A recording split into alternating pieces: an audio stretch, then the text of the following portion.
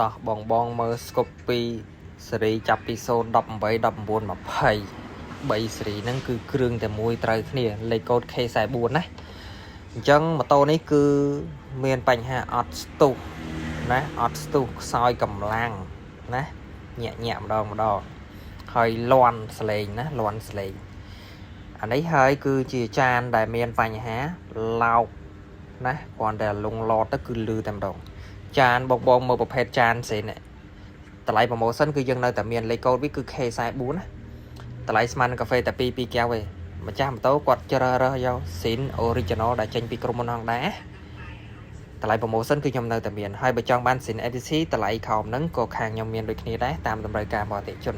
ហើយមុននឹងដាក់គឺយើង free សម្អាតខាងខ្សែពៀនចេះណា free សម្អាតខាងខ្សែពៀនចឹងហើយម៉ូតូនេះគឺខូចទាំងបដាងស្បែកបែកទាំងហ្វឺតណាអស់ទាំងស្បែក3ដុំទៀតអញ្ចឹងហើយគឺយើងមានការ promotion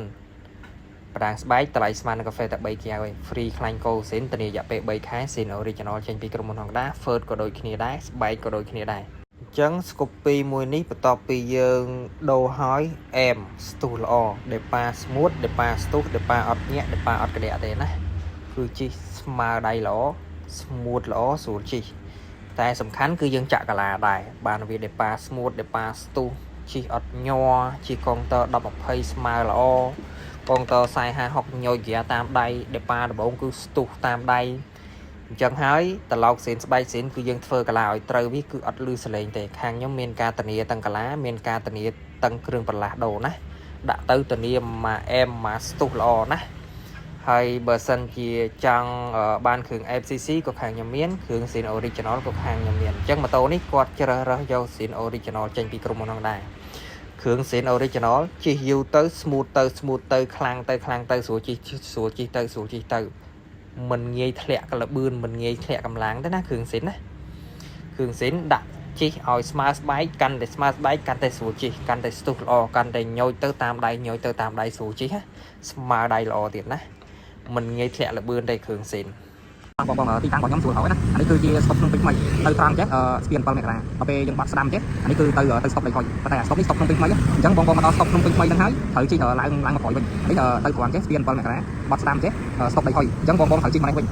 ជិះមកហ្នឹងវិញគឺផ្លូវទៅរហូតបងមូកាំកោផ្លូវទៅរហូតបងមូកាំកោអញ្ចឹងជិះតាមផ្លូវនឹងត្រង់រហូតទៅនឹងគេទីតាំងរបស់ខ្ញុំអញ្ចឹងបងជិះត្រង់ទៅរហូតទីតាំងរបស់ខ្ញុំនៅលើផ្លូវធំនៅលើផ្លូវ598ហ្នឹងគឺអត់បាត់ទៅណាទេនៅលើផ្លូវធំតែម្ដងណានៅលើផ្លូវភ្លោះផ្លូវក្រាមយ៉ាងណាណាអញ្ចឹងបងជិះមកត្រង់រហូតណាជិះមកត្រង់រហូតហើយបងនឹងឃើញម៉ាត់ឡាក់គីនៅខាងស្ដាំដៃនេះជាប្រភេទម៉ាត់ឡាក់គីនៅខាងស្ដាំដៃណាអញ្ចឹងជិះហួសម៉ាត់ឡាក់គីហ្នឹងទៀតជិះហួសម៉ាត់ឡាក់គីហ្នឹងហើយជិះមកមុខទៀតមកអត់តដល់ទេបងនឹងឃើញធនាគារហាក់ថានៅខាងស្ដាំដៃមួយទៀតណាអាហ្នឹងធនាគារហាក់ថាអញ្ចឹងផ្លូវហ្នឹងគឺត្រូវ 100% ហើយអញ្ចឹងបងជិះត្រង់មកទៀតជិះតែតិចទៀតដល់ហើយជិះត្រង់មកទៀតរហូតមកបន្ទាប់មកនៅខាងស្ដាំដៃហ្នឹងបងនឹងឃើញកន្លែងដូរកង់ឡាន2ណានេះកន្លែងដូរកង់ឡាន2តូបជាប់គ្នាហ្នឹងហើយហួសកន្លែងដូរកង់ឡានហ្នឹងប្រហែលជា3 4ផ្ទះដល់ហើយនេះទីតាំងហាងរបស់ខ្ញុំណាហើយនៅទីតាំងហាងរបស់ខ្ញុំបងមើលផ្លែទៅអាហ្នឹងបានទីតាំងហាងរបស់ខ្ញុំចំ 100% ហើយបងមើលនៅខាងមុខផ្ទះណានៅខាងមុខផ្ទះគឺប្រភេទរូបភាពរូបរាងបែបហ្នឹងគឺរូបភាពហាងខ្ញុំ 100% ណាអញ្ចឹងបងអាចមើលតាមនឹងបានណានៅក្នុងទូមុខខ្ញុំនេះកន្លែងដូរកញ្ចក់ឡានហើយកន្លែងនេះកន្លែង